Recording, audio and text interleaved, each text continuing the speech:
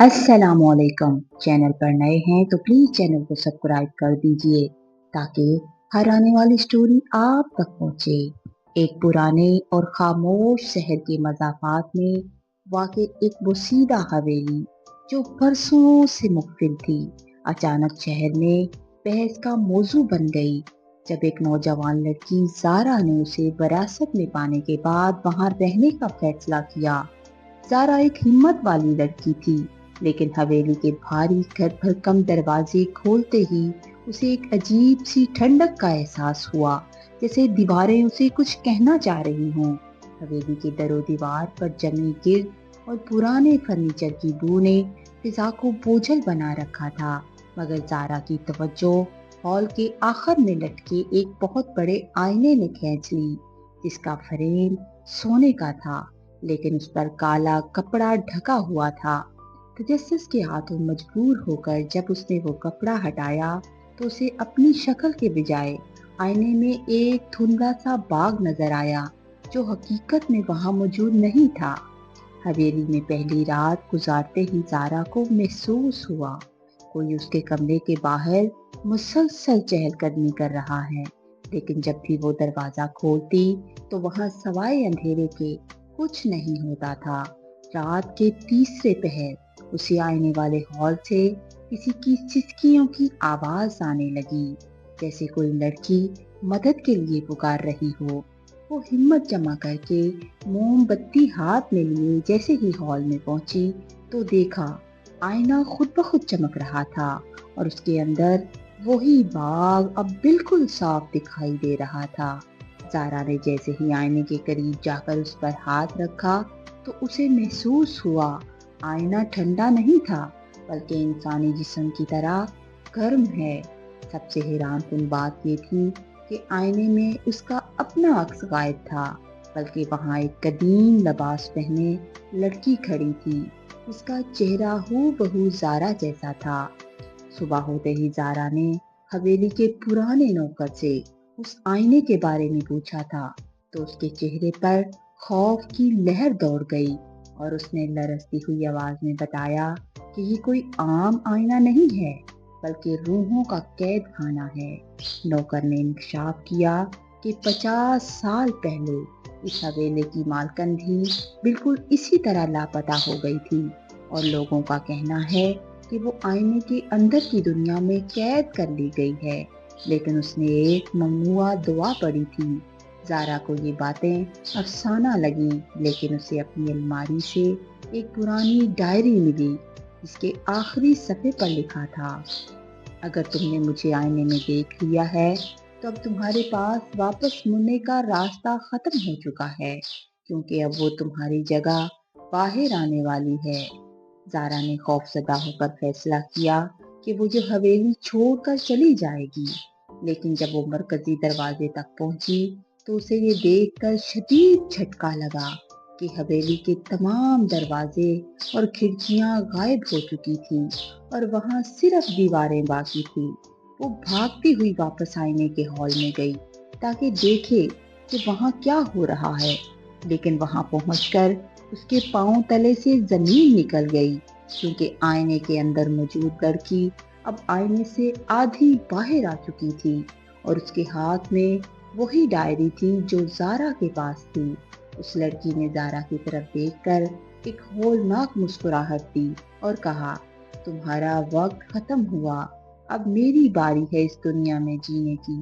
इससे पहले कि ज़ारा कुछ समझ पाती, आईने से एक जोरदार चीख उभरी और पूरा हाल अंधेरे में डूब गया। जैसे ही हाल में दोबारा रोशनी हुई, ज़ारा ने खुद को एक ऐसी जगह पाया जहां हर चीज उल्टी थी। आसमान का रंग स्याह था, लेकिन वहां सूरज की जगह एक सफेद आंख जैसी रोशनी चमक रही थी, जो पूरे मंजर को एक अजीब सी नीली रंगत दे रही थी। ज़ारा ने पीछे मुड़कर देखा तो वो आईना अब एक ठोस दीवार बन चुका था, यानी वापसी का रास्ता मुकम्मल तौर पर बंद हो चुका था। उसे अपने पैरों तले जमीन की जगह इंसानी बालों जैसी घास महसूस हुई, जो उसके कदमों के साथ लिपट रही थी, और फिजा में सड़ने की ऐसी बू थी جیسے برسوں پرانی قبریں کھول دی گئی ہوں۔ وہ بھی سنبھلنے کی کوشش کر رہی تھی کہ اسے دور سے اپنی ہی آواز میں ایک کہکا سنائی دیا، جو اتنا بھیانک تھا کہ سناٹے کو چیرتا ہوا اس کے کانوں کے پردے پھاڑنے لگا۔ زارا بدحواس ہو کر اس کالے باغ کی طرف بھاگی تھی جو اس نے آئینے میں دیکھا تھا، لیکن وہاں پہنچتے ہی اس کی چیخ نکل گئی، کیونکہ باغ کے ہر درخت سے انسانوں کے کٹے ہوئے ہاتھ لٹک رہے تھے جو ہوا کے بغیر ہل رہے تھے۔ اچانک اسے محسوس ہوا کوئی اس کے پیچھے کھڑا ہے۔ اس کی گردن پر کسی کی برف جیسی ٹھنڈک محسوس ہو رہی تھی۔ جب اس نے ہمت کر کے پیچھے دیکھا تو وہی ہم شکل لڑکی تھی، لیکن اب اس کا چہرہ انسانی نہیں تھا۔ اس کی آنکھیں کوئلے کی طرح کالی اور دھسی ہوئی لگ رہی تھی۔ اس کے ناخن گوشت کو چیرنے والے شکاری پرندوں جیسے لمبے ہو چکے تھے۔ اس بدرو نے زارا کا گلا دبانے کے لیے ہاتھ بڑھایا اور گھراتی ہوئی آواز میں بولی، تمہارا جسم اب میرا لباس بنے گا اور تمہاری روح اس باغ کے درختوں کی خوراک۔ خوف کے عالم میں زارا وہاں سے ایک پرانی لائبریری نما کمرے کی طرف بھاگی جو ادھورا اور ٹوٹا ہوا تھا۔ وہاں اسے وہی بوڑھا نوکر ملا، لیکن اس کی حالت دیکھ کر زارا کا خون جم گیا۔ نوکر کی آنکھیں سلی ہوئی تھیں اور وہ فرش پر بیٹھ کے خون سے کچھ نقش و نگار بنا رہا تھا۔ اس نے بغیر دیکھے زارا کا نام پکارا اور کہا، یہاں سے نکلنے کا ایک ہی راستہ ہے اور وہ ہے شیطان کا سودا۔ نوکر نے بتایا کہ اس دنیا کا حکمران وہ عکس ہے جو تمہارا روپ دھاج کر باہر جا چکا ہے، اور اگر تم نے اسے سورج ڈھلنے سے پہلے دوبارہ آئینے کے قریب نہیں بلایا تو تمہارا وجود ہمیشہ کے لیے دھند بن کر اس خلا میں بکھر جائے گا۔ زارا کو ایک قدیم کنجر دیتے ہوئے نوکر نے سرگوشی کی کہ اسے اس ہمشکل کے دل میں اتارنا ہوگا، لیکن یاد رکھنا اس کا دل تمہارے اپنے جسم کے اندر دھڑک رہا ہے۔